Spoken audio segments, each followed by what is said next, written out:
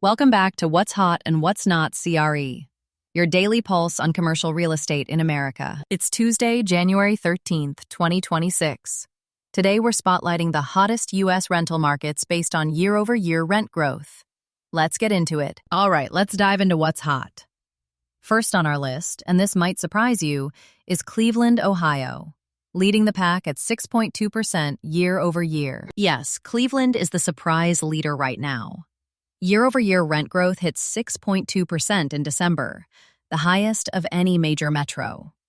Why? Virtually no new supply. Only 1,200 units delivered in 2025.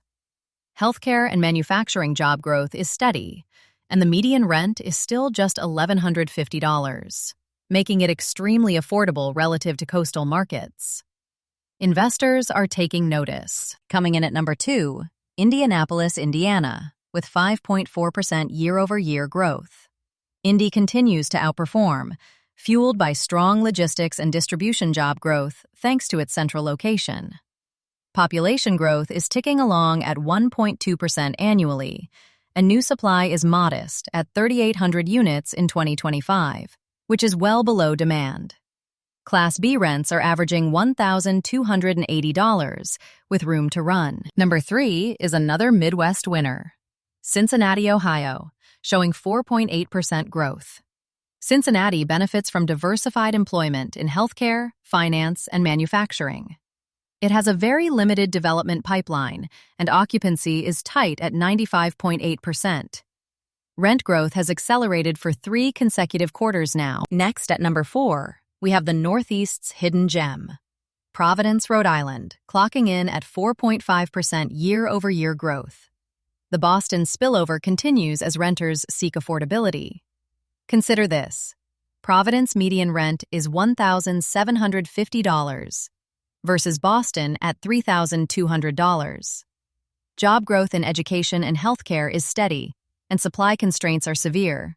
Only 800 units delivered last year. And rounding out our top 5 hot markets is Richmond, Virginia, with 4.3% growth. Richmond is benefiting from DC migration and corporate relocations. That Amazon HQ2 spillover effect is real. There's strong white-collar job growth, and new supply is being absorbed quickly, with vacancy at just 5.2%. Now, let's flip the script and look at what's not. First up, Austin, Texas, still in negative territory at minus 2.8% year-over-year. Austin remains in correction mode.